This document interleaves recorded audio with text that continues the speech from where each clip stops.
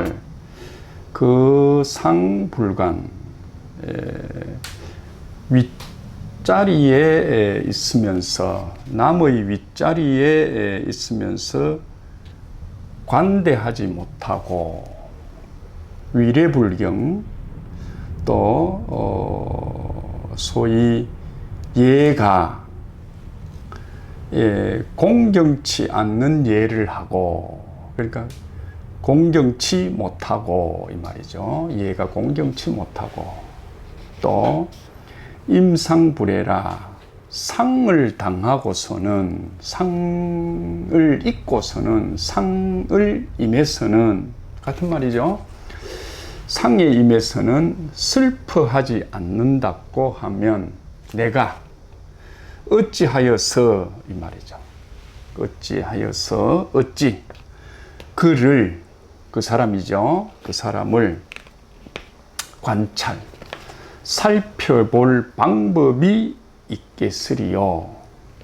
무엇으로서 되죠? 무엇으로서 그를 관찰, 살펴보겠습니까? 살펴볼 도리가 없죠. 그 살펴볼 도리 없는 거를 그 사람이 만약에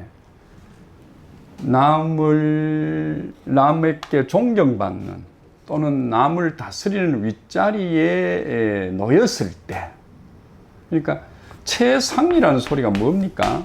최상이라는 소리가, 우리가 이게 보면 이런 글자가 보이죠.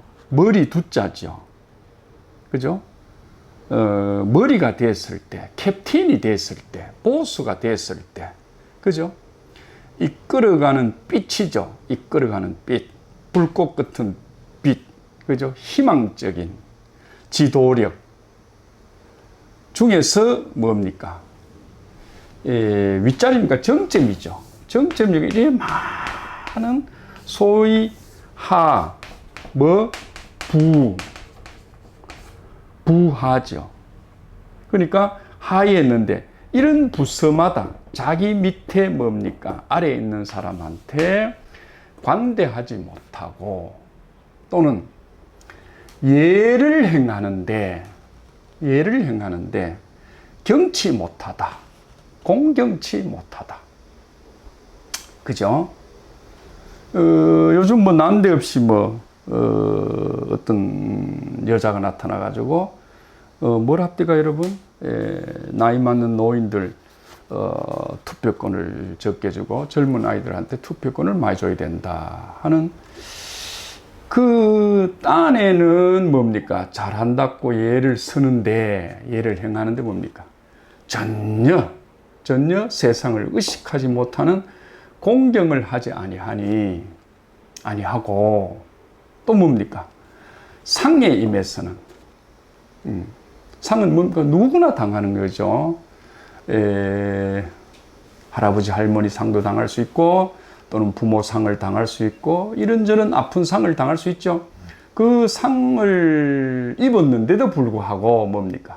슬퍼하기는커녕 오고 가는 사람한테 인사하기 바쁘다. 응?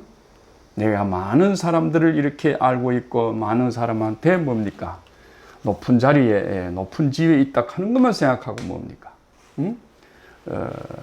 슬픔은 잊어버린다. 본분을 잊어버린다고 그러면 내가 무엇으로서 되죠? 무엇으로서 그를, 그죠? 관찰, 살펴볼 수 있겠는가? 살펴볼 방법이 없다. 이렇게 했습니다. 여러 가지 소위 8.1편에서 우리가 언급했던 부분 중에서 마지막 종결하는 의미에서 썼는데, 그 의미가 우리가 보면 남 위에 선다고 하면 그 상이죠. 그 상. 남 위에 선다고 하면 아마 공자님은 목탁으로서 쓰여질 사람이 쯤은 돼야 된다.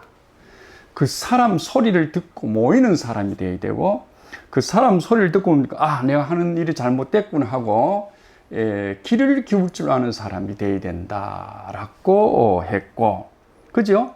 또 뭡니까?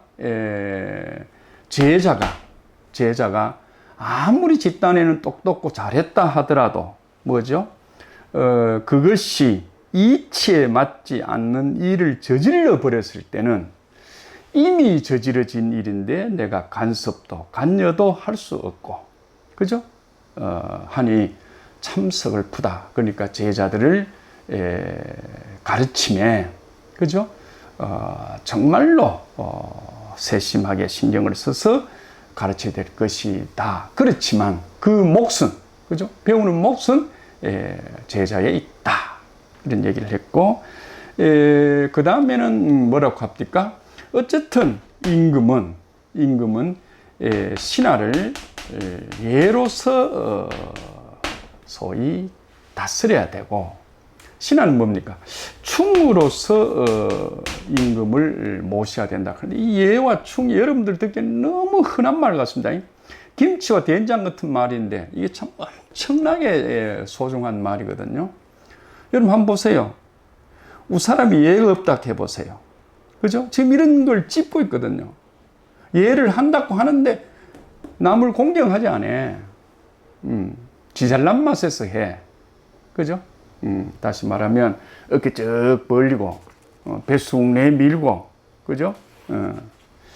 그런 예에 벗어나는 사람이 윗자리에 앉아있다고 그러면 아래 사람이 어째서 뭡니까? 그 힘을 다 쓰겠습니까? 이런 데 있는 거죠. 모르면, 아까 그런 제자가 모르고 아는 척하는 그런 제자는 뭐라고 합니까?